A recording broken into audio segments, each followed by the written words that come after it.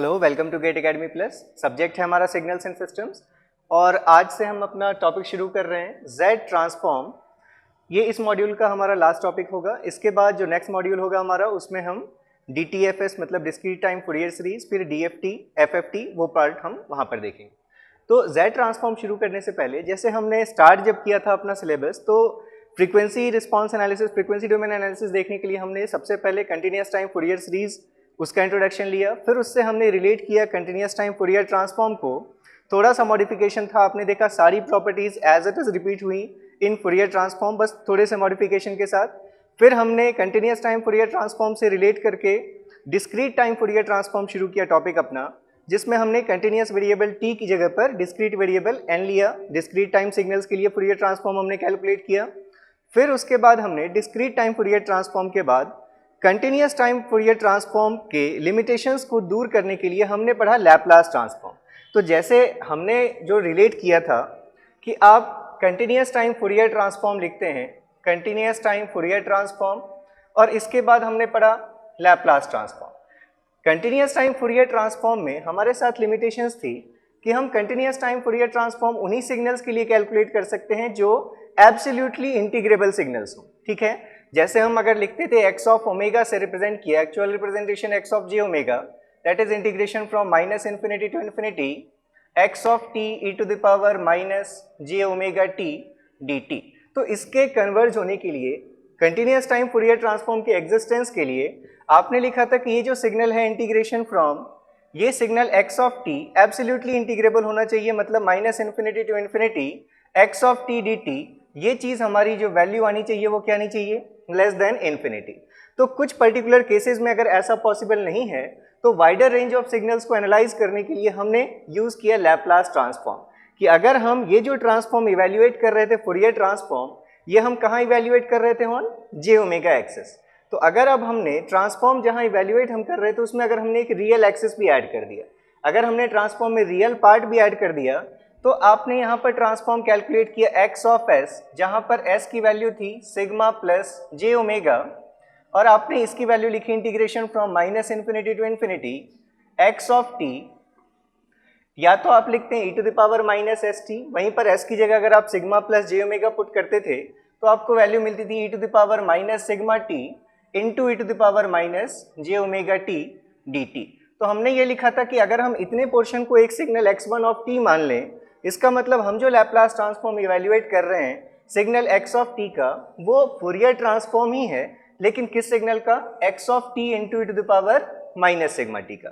तो हो सकता है कि x ऑफ t सिग्नल अपने आप में एब्सोल्युटली इंटीग्रेबल नहीं हो, उसका हम फूरियर ट्रांसफॉर्म कैलकुलेट ना कर पाएं, लेकिन अगर हमने कोई रियल पार्ट ऐड कर दिया, तब जो हमारा ओवरऑल सिग्नल आ रहा है x of t into e to the power minus sigma t, अब हो सकता है ये सिग्नल कैसा हो, एब्सोल्युटली इंटीग्रेबल हो। और इसलिए इस कंडीशन में जिस x ऑफ t का हम फूरियर ट्रांसफॉर्म कैलकुलेट नहीं कर सकते थे फ्रीक्वेंसी डोमेन देखने के लिए, उसका हम लैपलास ट्रांसफॉर्म इवेल्युएट कर सकते हैं। ठीक है, तो बिल्कुल ऐसे ही इसके बाद फिर हमने पढ़ा DTFT। तो DTFT के लिए आपने फॉर्मूला लिखा। सपोज अब हम अगर DTFT की बात करें, DTFT of signal x of n, जब टाइम में सिग्नल कंटिन्यूस था तो आप उसके लिए continuous time Fourier transform find करते थे। जब टाइम में सिग्नल डिस्क्रीट था उसके लिए आपने कैलकुलेट किया डिस्क्रीट टाइम फूरियर ट्रांसफॉर्म। अगर x ऑफ n सिग्नल के लिए डिस्क्रीट टाइम फूरियर ट्रांसफॉर्म को आपने x of e to the power j omega से रिप्रेजेंट किया, तो इसके लिए आपने लिखी थी value by definition x of e to the power j omega is equals to n is equals to minus infinity to infinity x of n। देखिए यहाँ पर जब हम डिस्क्रीट टाइम सिग्नल्स लिखते हैं तो एक्चुअल रिप्रेजेंटेशन के लिए आपको यहाँ ये ब्रैकेट लेना चाहिए, लेकिन अगर मैं ये ब्रैकेट नहीं लूँ तो भी आप इसको अंडरस्टूड कर लेना कि यहाँ ऐसा ब्रैकेट होना चाहिए। कहीं मैं जल्दी में अगर ये स्मॉल ब्रैकेट यूज कर लूँ तो उससे आप कंफ्यूज मत होना। x of n e to the power minus j omega n, बस इतना सा मॉडिफिकेशन था कंटिन्यूस और डिस्क्रीट में कि यहाँ t वेरिएबल की जगह n और समेशन हमारा आता है इंटीग्रेशन की जगह in case of discrete time signals. अब फिर से यहाँ पर DTFT के एग्जिस्टेंस के लिए क्या कंडीशन है, जैसे यहाँ x ऑफ t सिग्नल हमारा एब्सोल्युटली इंटीग्रेबल होना चाहिए, वैसे ही यहाँ पर हमारा जिस सिग्नल का हम ट्रांसफॉर्म कैलकुलेट करने जा रहे हैं DTFT, उसके लिए क्या कंडीशन होनी चाहिए कि ये जो सिग्नल है x ऑफ n, अगर हम इस magnitude of X of N की वैल्यू देखें for N is equals to minus infinity to infinity, तो it must be less than infinity. मतलब जो एक्स ऑफ एन सिग्नल होना चाहिए हमारा वो एब्सोल्युटली समेबल सिग्नल होना चाहिए। ठीक है, जब हम कंटिन्यूअस टाइम में थे तो हम बोलते थे एब्सोल्युटली इंटीग्रेबल होना चाहिए, यहाँ भी आप magnitude of x T D T लिख सकते हैं।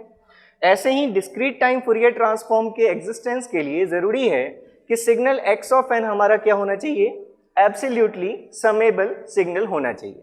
ठीक है, अब हमने ये भी देखा था कि हम जो ट्रांसफॉर्म इवेल्युएट कर रहे हैं वो हम कहाँ इवेल्युएट कर रहे हैं, e to the power J omega. इसके लिए हमने लिखा था कि अगर आप e to the power J omega का मैग्नीट्यूड देखें, ये कॉम्प्लेक्स एक्सपोनेंशियल है, जो इसकी पहले जो चीज़ लिखी हुई है वही इसका मैग्नीट्यूड है, मतलब मैग्नीट्यूड 1 है। और ओमेगा फेज एंगल को रिप्रेजेंट करता है। फेज एंगल आप कहाँ कैलकुलेट करते हैं, कहाँ से, ये रियल एक्सिस ये 0 डिग्रीज का एंगल है और इससे जैसे आप एंटी क्लॉकवाइज मूव करेंगे वो एंगल्स पॉजिटिव होते हैं। तो अगर मैग्नीट्यूड ओमेगा की हर वैल्यू के लिए कांस्टेंट है 1 पर, अगर आप ओमेगा को वेरी करेंगे तो जो आपको चीज़ मिलेगी वो क्या मिलेगी, एक सर्कल मिलेगा। और इस सर्कल का रेडियस कितना होगा, radius r is equals to 1। तो हमने ये देखा था कि जो हम DTFT इवेल्युएट करते हैं वो हम कहाँ इवेल्युएट करते हैं, ऑन यूनिट सर्कल। ठीक है, यूनिट सर्कल पर अगर आपने अपना discrete time Fourier transform evaluate किया है तो उसके इवेल्युएशन की कंडीशन ये है कि जिस सिग्नल का हम ट्रांसफॉर्म देख रहे हैं वो सिग्नल हमारा एब्सोल्युटली समेबल होना चाहिए। अब अगर कुछ ऐसे सिग्नल्स हों जो एब्सोल्युटली समेबल नहीं आ रहे, जैसे neither energy nor power signals अगर हैं कुछ, उनके लिए आप DTFT कैलकुलेट नहीं कर पाएंगे। तो फिर से जैसे हमने फूरियर ट्रांसफॉर्म के लिमिटेशंस को अवॉइड करने के लिए लैप्लास ट्रांसफॉर्म यूज़ किया, वैसे ही आप यूज़ करते हैं कि जहाँ पर फूरियर ट्रांसफॉर्म हमारा DTFT के थ्रू हम अगर किसी सिग्नल का frequency domain discrete time signal का नहीं देख पा रहे तो उनके लिए आप डिफाइन करते हैं Z ट्रांसफॉर्म। लैप्लास में जाने से हमने कंटिन्यूअस टाइम फूरियर ट्रांसफॉर्म और लैप्लास के बीच में क्या डिफरेंस लिया था, हम CTFT कंटिन्यूअस टाइम सिग्नल ये ट्रांसफॉर्म कहाँ इवेल्युएट कर रहे थे, only on J omega axis. और लैप्लास ट्रांसफॉर्म आप कहाँ इवेल्युएट कर रहे थे, ऑन एक कॉम्प्लेक्स फ्रीक्वेंसी प्लेन में जिसमें आपने लिखा था कि एक रियल एक्सिस होती है और एक इमेजिनरी एक्सिस होती है। तो ये इमेजिनरी एक्सिस तो कंटिन्यूअस टाइम फूरियर ट्रांसफॉर्म में भी थी। ट्रांसफॉर्म को ज़्यादा वैल्यूज के लिए कन्वर्ज करने के लिए आपने ये रियल पार्ट ऐड किया था। बिल्कुल ऐसे ही अगर ये signal X of N absolutely summable नहीं है, अगर हम इस सिग्नल में कुछ इसके मैग्नीट्यूड में ऐसा चेंज कर दें जिससे कि ये सिग्नल हमारा एब्सोल्युटली समेबल हो जाए, तब हम उसके लिए DTFT कैलकुलेट कर सकते हैं। तो इसलिए अगर हम Z ट्रांसफॉर्म की बात करते हैं तो ये जो हमारा वेरिएबल है जो हम ट्रांसफॉर्म इवेल्युएट कर रहे थे ऑन यूनिट सर्कल, अगर हम अब उस ट्रांसफॉर्म को यूनिट सर्कल पर इवेल्युएट नहीं करके अगर हमने x ऑफ, सपोज हम x ऑफ n के लिए Z ट्रांसफॉर्म को अगर x ऑफ z से रिप्रेजेंट कर रहे हैं, ठीक है, ये x of z small z होगा, z आप बोल सकते हैं इसको। तो जहाँ पर ये जो z हम लिख रहे हैं it is equals to r times e to the power j omega. देखिए डिफरेंस क्या आया, जब DTFT था तो उसको आपने क्या लिखा था, x of e to the power j omega. तो x ऑफ z को आप क्या लिख सकते हैं, x of z is equals to x of r times e to the power j omega. मतलब जो ट्रांसफॉर्म पहले आप यूनिट सर्कल पर इवेल्युएट कर रहे थे जिसका हमेशा मैग्नीट्यूड यहाँ 1 था इसलिए सर्कल का रेडियस 1 था, अब आपने उस ट्रांसफॉर्म में कुछ मैग्नीट्यूड पार्ट ऐड कर दिया है। अब ये नेसेसरीली इसका जो मैग्नीट्यूड होगा वो 1 नहीं होगा, वो किस पे डिपेंड करेगा, r पर। जो r की वैल्यू होगी वही उसका मैग्नीट्यूड होगा। अगर हमने ऐसा लिखा, अब यहीं पर इसी फॉर्मूले में अगर आप सारी चीज़ें सेम रखते हुए, जहाँ e to the power j omega आपकी इक्वेशन में है, इस इक्वेशन में अगर e to the power j omega को आप किससे रिप्लेस कर दें, r times e to the power j omega से रिप्लेस कर दें, तो xn का z transform x of z that is x of r to the power r into e to the power j omega, इस value को आप क्या लिख सकते हैं, summation n is equals to minus infinity to plus infinity x of n जिस signal का आपको कैलकुलेट करना है, इनटू पहले सिर्फ इस टर्म को आप ऐसे समझ सकते हैं कि ये e to the power j omega to the power minus n लिखा हुआ है। जब हम यहाँ e to the power j omega ले रहे थे, तो हम e to the power j omega का पावर माइनस n पुट कर रहे थे। अब हम इस e to the power j omega की जगह पर क्या पुट करना चाहते हैं, r times e to the power j omega. तो अब आप यहाँ क्या लिखेंगे, r times e to the power j omega और इस पूरे का पावर माइनस n, जहाँ पर ये जो आपने टर्म यूज किया है r e to the power minus j omega, यही टर्म आपने क्या डिफाइन किया इसी को, यही टर्म हमारा क्या है, z है, या इसी को आपने क्या डिफाइन किया है, ये टर्म आपका क्या है, z है। तो अब आप अगर यहाँ से देखें तो अगर हम इस टर्म को चाहें तो ऐसे भी लिख सकते हैं बाय डेफिनेशन। अगर आप एक डेफिनेशन के फॉर्म में याद रखना चाहते हैं तो आपके पास एक फॉर्मूला आ गया कि x of z is equals to summation n is equals to minus infinity to plus infinity x of n। इस टर्म को अगर हम z से रिप्रेजेंट कर दें तो z to the power minus n। ये तो आपका बेसिक फार्मूला है जो आपको हर जगह यूज करना है, ठीक है। It is basic by definition transform x of z of signal x of n is defined as summation from n is equals to minus infinity to plus infinity. जिस signal का आपको निकालना है ट्रांसफॉर्म, उसको z to the power minus n से multiply करके उसका आपको समेशन लेना है। अब अगर यहाँ पर हम इस टर्म से अगर एक स्टेप आगे लिखें तो ये जो x ऑफ z हम लिख रहे हैं, ये जो हमारा x ऑफ z है that is x of r e to the power j omega. इसको हम ऐसे भी लिख सकते थे summation n is equals to minus infinity to plus infinity signal x of n। यहाँ से अगर इसको आप ओपन कर लें तो इसको हम दो टर्म्स में लिख सकते हैं r to the power minus n into e to the power minus j omega n। इस इक्वेशन को अगर हम 1 नाम दें और इस इक्वेशन को अगर 2 नाम दें। अब आप अगर इन दोनों इक्वेशंस को कंपेयर करें, आप ये क्या कैलकुलेट कर रहे हैं, सिग्नल x ऑफ n के लिए आप z ट्रांसफॉर्म कैलकुलेट कर रहे हैं। तो देखिए सिग्नल x ऑफ n का जो z ट्रांसफॉर्म है, अगर हम इन दोनों इक्वेशंस को कंपेयर करें और इतने टर्म को अगर हम एक अपना नया सिग्नल मान लें, let it is x1 of n, तो अब आपको ये दोनों फॉर्मूले बिल्कुल सेम दिखेंगे, बस x ऑफ n की जगह पर हमारा सिग्नल है x1 ऑफ n। इसका मतलब अगर हम सिग्नल x ऑफ n का z ट्रांसफॉर्म कैलकुलेट कर रहे हैं तो हम कुछ नया नहीं कर रहे हैं, हम क्या कर रहे हैं, एक सिग्नल x1 ऑफ n है जो अपने आप में क्या है, signal x of n times r to the power minus n, उस सिग्नल का हम क्या कैलकुलेट कर रहे हैं, DTFT कैलकुलेट कर रहे हैं। मतलब जब आप Z ट्रांसफॉर्म पढ़ेंगे तो फिर से आप कुछ भी नई चीज नहीं पढ़ने वाले, आप जितनी चीजें पढ़ चुके हैं उन्हीं का फिर से रिपीटिशन होने वाला है, उन्हीं को हम कुछ अलग फॉर्म में देखेंगे। जहां मैग्नीट्यूड हमारा 1 था जो हम ट्रांसफॉर्म यूनिट सर्कल पर इवैल्यूएट कर रहे थे, जब हम Z ट्रांसफॉर्म में आएंगे अभी भी हमारा ट्रांसफॉर्म हम सर्कल पे इवैल्यूएट करेंगे, लेकिन अब उस सर्कल का रेडियस नेसेसरीली 1 नहीं है। अगर r की वैल्यू 1 होगी तो हमें यही सर्कल मिलेगा, r की वैल्यू अदर देन 1 होगी तो हम कहीं दूसरे सर्कल पर इवैल्यूएट करेंगे। तो अगर हम इन दोनों को कंपेयर करें तो अब हमारे पास दो स्टेटमेंट्स क्या लिख सकते हैं, हम यहां से हम दो स्टेटमेंट्स ये लिख सकते हैं कि अगर हम xn के z ट्रांसफॉर्म की बात कर रहे हैं, ठीक है, अगर हम z ट्रांसफॉर्म की बात कर रहे हैं x of z, then it is equals to DTFT of, या आप इसको ऐसे लिख लें अगर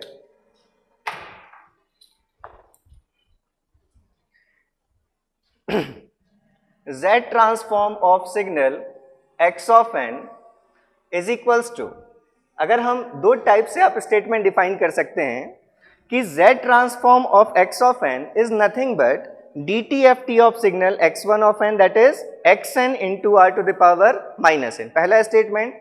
और दूसरा statement DTFT of x of n is nothing but z transform if r is equals to 1। अगर हम यहीं पर r की वैल्यू को 1 पुट कर दें तो ये दोनों इक्वेशंस क्या हो जाएंगी, सेम हो जाएंगी, ठीक है। तो पहला हम एक्सप्रेशन लिख सकते हैं कि z transform of signal x of n is nothing but DTFT of signal x of n into r to the power minus n। ये first statement, x of z मतलब जो z ट्रांसफॉर्म है signal x of n का, वो DTFT है किस signal का, xn into r to the power minus n का। दूसरी चीज, अगर हम DTFT की बात करते हैं, DTFT of x of n, then DTFT of x of n is nothing but z transform of x of n किसके लिए? For r is equals to 1। अगर हम z ट्रांसफॉर्म इवेल्युएट करें और वहां पर जो z की वैल्यू होती है r e to the power j omega, अगर उसमें हम r की वैल्यू 1 पुट कर दें तो हमें जो DTFT होगा और जो z ट्रांसफॉर्म मिलेगा वो दोनों वैल्यूज क्या होंगी? सेम होंगी। अब देखिए यहाँ से क्या सिग्निफिकेंस है, अगर हम किसी सिग्नल x ऑफ n का DTFT कैलकुलेट नहीं कर पा रहे, किस वजह से? अगर सिग्नल x ऑफ n हमारा एब्सोल्युटली समेबल नहीं है, तो अगर हम z ट्रांसफॉर्म निकालेंगे उस सिग्नल का, मतलब हम DTFT किस सिग्नल का निकालेंगे? अब xn into r to the power minus n का।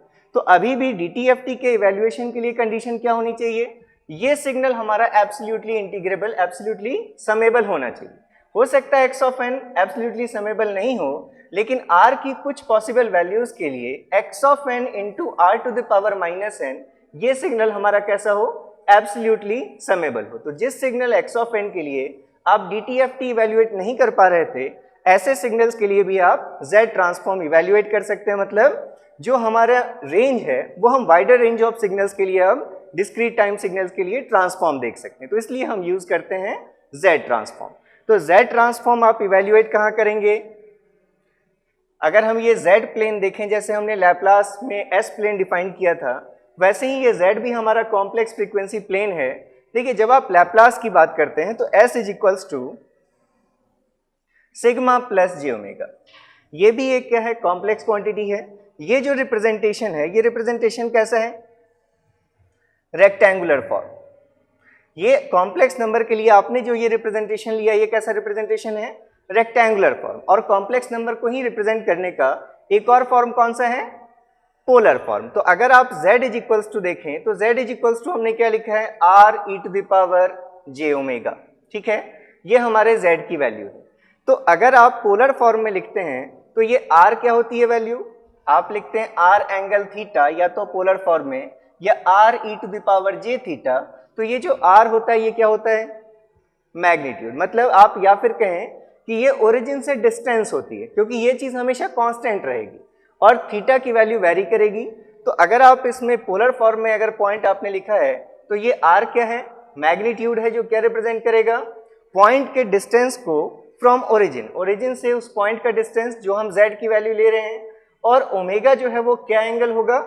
इस पॉजिटिव रियल एक्सिस। जब हम z प्लेन ड्रॉ करते हैं तो ये हमारे लिए रियल ऑफ z और ये इमेजिनरी ऑफ z, ये दो एक्सिस है, रियल एक्सिस, इमेजिनरी एक्सिस। तो जब आप एंगल मेजर करेंगे तो ओमेगा कहाँ से मेजर होगा? एंटी क्लॉकवाइज डायरेक्शन में from the positive real axis. ये पॉजिटिव रियल एक्सिस से एंटी क्लॉकवाइज डायरेक्शन में ओमेगा की वैल्यूज चेंज होंगी। तो जब आप ट्रांसफॉर्म अब ये इवैल्यूएट करेंगे तो अब आप अपना ट्रांसफॉर्म इवैल्यूएट करेंगे फिर से एक सर्कल पर, जिस सर्कल का रेडियस r है, जो हो सकता है 1 हो। अगर 1 है तो आपको z ट्रांसफॉर्म DTFT के जैसा मिल जाएगा। हो सकता है 1 के अलावा कुछ अगर दूसरी कोई चीज है तो z ट्रांसफॉर्म DTFT से अलग होगा। ठीक है, अब यहाँ पर फिर से आगे हम बहुत सारी बातें करेंगे, लेकिन अभी अगर आप यहाँ देखना चाहें कि जैसे हमने लिखा था कि x ऑफ, जैसे हमने कंटिन्यूअस टाइम फूरियर ट्रांसफॉर्म में ये बात किया था कि अगर signal x of t absolutely integrable है, मतलब ये सिग्नल कैसा है? बाउंडेड सिग्नल है।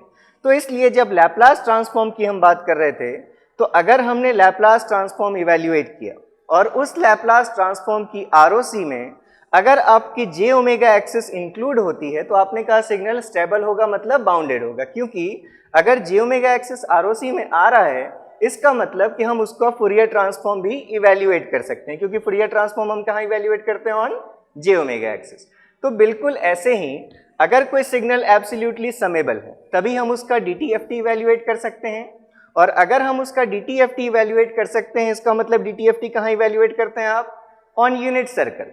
तो इसलिए अगर कोई सिग्नल स्टेबल है और अगर हमने उसका z ट्रांसफॉर्म इवैल्यूएट किया है, तो जैसे लैप्लास में हम ROC डिफाइन करते हैं वैसे ही हम डिफाइन करेंगे ROC in case of z transform. और अगर z ट्रांसफॉर्म की ROC में यूनिट सर्कल इंक्लूड होगा, मतलब अगर ROC हमारी ऐसी है जिसमें यूनिट सर्कल पर भी हम z ट्रांसफॉर्म निकाल सकते हैं, इसका मतलब उस सिग्नल का DTFT भी पॉसिबल है।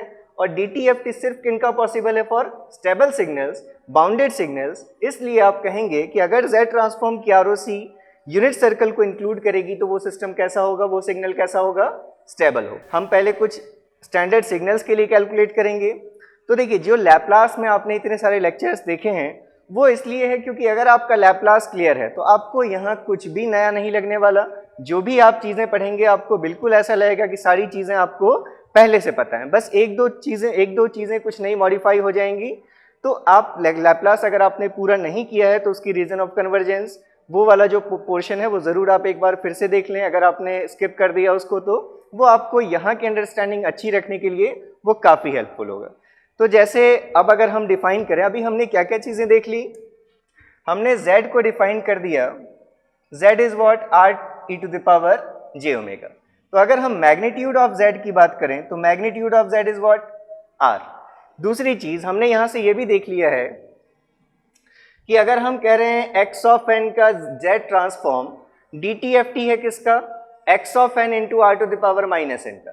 तो dtft इवेल्युएट होने के लिए हमारा सिर्फ ये सिग्नल xn इंटू r⁻n ये सिग्नल एब्सोल्युटली समेबल होना चाहिए। मतलब ये जो पूरा पार्ट है, इतने पूरे पार्ट में से जो इवेल्युएशन के लिए जब हम ROC की बात करेंगे कि हम कहाँ z ट्रांसफॉर्म इवेल्युएट कर सकते हैं, उसमें ये टर्म आपका रिडंडेंट है।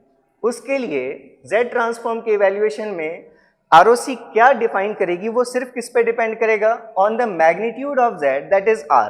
ठीक है, क्योंकि DTFT किस सिग्नल का कैलकुलेट कर रहे हैं आप, xn इंटू r⁻n का। तो जब भी हम बात करेंगे रीजन ऑफ कन्वर्जेंस की कि z ट्रांसफॉर्म हम किस कंडीशन में निकाल सकते हैं, किस कंडीशन में नहीं निकाल सकते, तो हम वहां पर सिर्फ r को कंसीडर करेंगे, वो हमारे ओमेगा से इंडिपेंडेंट होगी चीज। ठीक है, ऐसे ही हमने देखा था कि लैप्लास में कि जब हम ROC डिफाइन करते हैं तो सिर्फ सिग्मा जो रियल पार्ट है लैप्लास का, सिर्फ उस पर डिपेंड करती है हमारी ROC ओमेगा से इंडिपेंडेंट होती है। ठीक है, तो मॉड ऑफ z जो मैग्नीट्यूड ऑफ z है वो किसके बराबर है, r के बराबर। अब यहाँ पर कुछ और चीज़ें जो हमें आगे जिनकी ज़रूरत हमें पड़ेगी, जैसे सपोज अगर हम अगर हम लिख रहे हैं a⁻∞, ये वैल्यू फाइनाइट हो, इसके लिए क्या कंडीशन है। जैसे अगर हमने लिख दिया दो कंडीशंस, अगर a की वैल्यू 2 है तो 2∞ की वैल्यू क्या हो जाएगी, infinity। If a is equals to 2 let it is x, if a is equals to 2 then x is equals to infinity। मतलब आप 1 से बड़ी किसी भी क्वांटिटी का पावर प्लस इन्फिनिटी अगर पुट करेंगे तो वैल्यू क्या आएगी, इनफाइनाइट। और अगर यही हम a की वैल्यू 1/2 पुट करें, मतलब अगर ये क्वांटिटी अगर 1 से छोटी है और तब आप इसकी वैल्यू इन्फिनिटी पुट करेंगे तो x की वैल्यू क्या आएगी, 0। क्योंकि 1/2 का मतलब 1/2 इंटू 1/2 इंटू 1/2, जैसे जैसे पावर बढ़ेगा वैसे वैसे वैल्यूज डिक्रीज होंगी। ये चीज आपको याद रखनी है। अगर यहीं पर हम सपोज एक दूसरा y इज इक्वल्स टू लिख रहे हैं a⁻∞, अगर a की वैल्यू सपोज 2 है, अगर a 1 से बड़ा है तो क्या आप उसके पावर में -∞ पुट कर सकते हैं। जैसे अगर 2∞ या आपने कहा 2⁻⁻4, इसका क्या मतलब है 1/2⁴, ऐसा भी आप लिख सकते हैं। तो आप देख रहे हैं कि जैसे जैसे power 1/2⁴ is what 1/2 multiplied 4 times, तो ये वैल्यू क्या हो रही है, डिक्रीज हो रही है। पावर 5 करेंगे तो वैल्यू और डिक्रीज होगी। तो इसलिए अगर कोई चीज 1 से बड़ी है तो उसका पावर -∞ आपको क्या देगा, 0 देगा। लेकिन अगर कोई चीज 1 से छोटी है तो उसका पावर -∞ आप करेंगे तो क्या वैल्यू आएगी, इनफाइनाइट आएगी। तो ये 4 चीजें आपको वैसे भी पता है, लेकिन दिमाग में बिल्कुल क्लियर रखना है कि हम पॉजिटिव इन्फिनिटी पावर किसका पुट नहीं कर सकते, जो चीज 1 से बड़ी है उसका पावर अगर +∞ पुट करेंगे तो वैल्यू इनफाइनाइट हो जाएगी। ऐसे ही हम -∞ पावर किसका पुट नहीं कर सकते, 1 से छोटी जो वैल्यू है उसका पावर अगर हम -∞ पुट कर देंगे तो वो चीज क्या हो जाएगी, इनफाइनाइट हो जाएगी। तो इन कॉन्सेप्ट्स को याद रखते हुए, और अभी हमने जो z ट्रांसफॉर्म इवेल्युएट किया बाय डेफिनेशन, इसका रिलेशन विद DTFT ये याद रखते हुए अब हम आगे अपने z ट्रांसफॉर्म टॉपिक को एक्सटेंड करेंगे। अब यहाँ से हम इस मॉड्यूल में अपने लेक्चर्स के लेंथ को थोड़ा छोटा कर रहे हैं। हमारे जो लेक्चर्स होंगे वो हाफ एन आवर के आसपास लेक्चर्स होंगे सारे। आपको कंटिन्यूशन में लेक्चर्स मिलेंगे, एक दिन में 2 लेक्चर्स ऐसे हम कोशिश करेंगे कि आपको मिल जाएं। लेकिन जो हमारा लेंथ जो होगी हमारे वीडियो की वो हम थोड़ा शॉर्ट कर रहे हैं, जिससे आप टॉपिक वाइज कंसंट्रेट कर सकें। अगर बहुत लंबे कोई लेक्चर्स हो जाते हैं तो आप समझ नहीं पाते कौन सा टॉपिक किस लेक्चर में कहाँ पर आ रहा है। तो ठीक है, हम नेक्स्ट लेक्चर अभी रिकॉर्ड करेंगे और इसमें आपको नेक्स्ट लेक्चर में हम देखेंगे कि रीजन ऑफ कन्वर्जेंस क्या है, यूनिकली जेड ट्रांसफॉर्म को डिफाइन करने के लिए वो क्यों ज़रूरी हैं और उनकी क्या properties. Okay, thank you very much.